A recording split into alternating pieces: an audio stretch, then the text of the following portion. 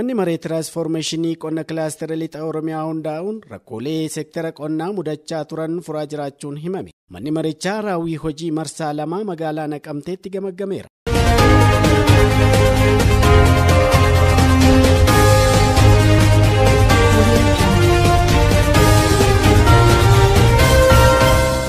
Tiraansfoormeeshinii qonnaa keessatti kaayyoo 4 qabaman keessaa midhaan nyaataatiin of danda'uu, oomishaalee biyya alaatii gara biyyaatti galan oomisha biyyaan bakka buusuu, alargee guddisuun biyya alaatti erguu fi carraa hojii uumuu, qonna biyyaa ammayyeessuuf dambii lakkoofsa 227 muraa 2024 kaalexaatti bara 2014 hundaa'ee ture. Erga manni marichaa hundaa'ee kaasee inisheetiiviiwwan qonnaan qabaman milkeessuuf oomishaa fi oomishtummaa qonnaan bultoota naannichaa bu'uura irraa karaa jijjiiruun danda'amuun hojiilee hojjetamaa turee fi raawwii hojii waggaa akkasumas kallattii gara fuula duraa irratti fudhattoota godinaalee Wallagga Bahaa, Wallagga Lixaa, Horroo Guduruu Wallaggaa, Wallagga Bahaa, Qellem Wallaggaa, Dugaleessa qorannoo qonnaa fi laaboraatoorii biyyoo lixaa argaman Yuunivarsiitii Wallaggaa fi Dambidolloo irraa walitti bobba'an raawwii hojii baatii 9 irratti magaalaa Naqamteetti mari'atameera.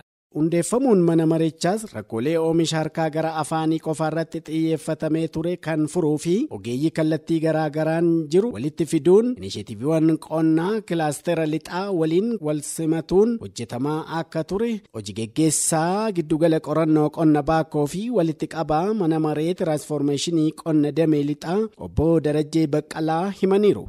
Kaayyoon marii keenyaa inni guddaan jalqaba hojiilee kanaan dura hojjetamaa turan maal akka fakkaatanii fi rakkoon immoo sana keessatti mudates maal akka ta'e, rakkoon kunis immoo cuunfamee gara fuula duraatti akkamiin akka furamuu danda'u irratti marii bal'aadha kan nuti geggeessine.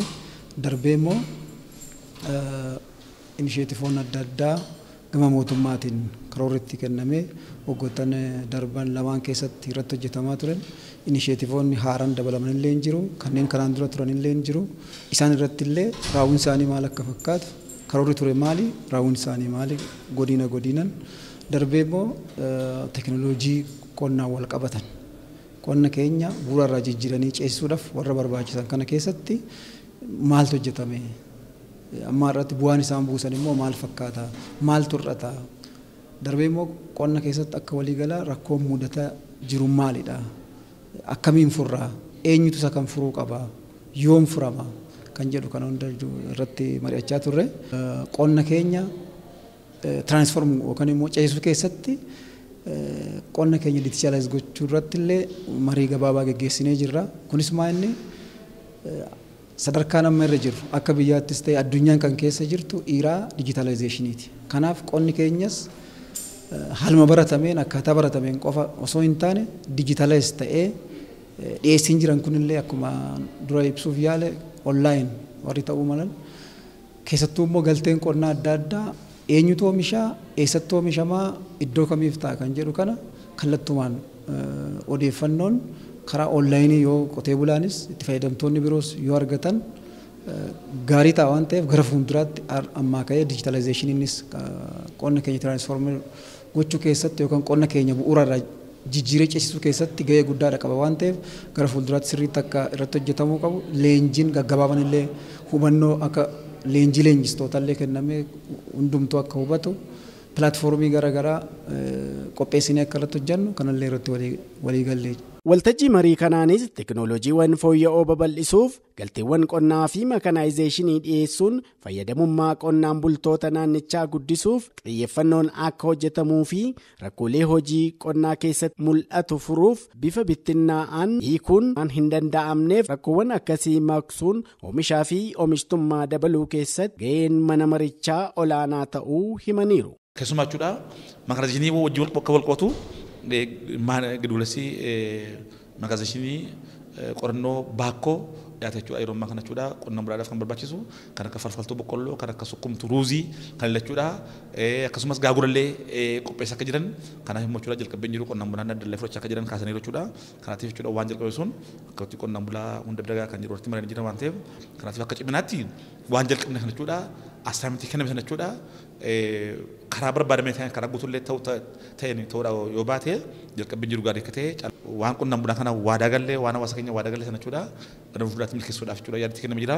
Inni guddaan immoo caalmaatti yaada haaraa kan dhiyaate jechuudha hojii digitaalaayizeeshinii keessatti jechuudha qonna keenya ammayyeessuudhaaf qonnaan bulaan waan barbaadu sana jechuudha bakka jirutti taa'e jechuudha bifa ittiin argachuu danda'u gaaffii gaafate jechuudha bifa ittiin argachuu danda'u hojii digitaalaayizeeshinii keessatti qonna keenya jechuudha ammayyummaa gochuudhaaf ammayyaa gochuudhaaf jechuudha gara fuulduraatti cimnatti hojjenne kan. Akkamitti qonnaan bulaan keenya teekinooloojii fayyadama teekinooloojiitiin bitata lafti isaa GPSitti hidhamee qabatamaadhaan akkamitti gara teekinooloojiitiin qonna ammayyeessuu deemna kan jedhu karaa qorannoo dhiyaatee jira jechuudha hubannoo guddaadha kan arganne. Inni kaan raawwiin inisheetiivii qonna godinaarra jiru qonna lamaan irraa muuxannoo gaggaarii arganneerra wantoonni yaadi kennamanis yaada bishaatoodha waan gara fuulduraatti rakkoo keessa baasuu danda'an inni guddaan maa inni ogeessas jiru kun qaawwas ilaallatu cufuu qaba hubannoo irraa kaasee jechuudha.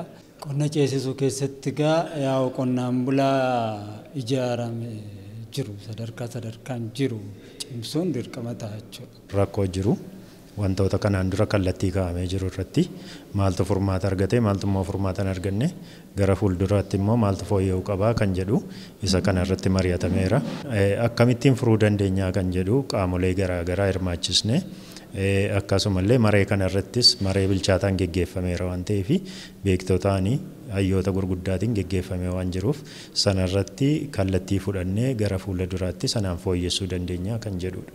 Egaa maree kana booda tokkoon waltajjii kana irratti kan hirmaatu hooggansa sadarkaa godinaarraa jiru kaaseeti ogeeyyii kilaastera qonnaa keessa jirruuf qooda fudhattoota guutuudha.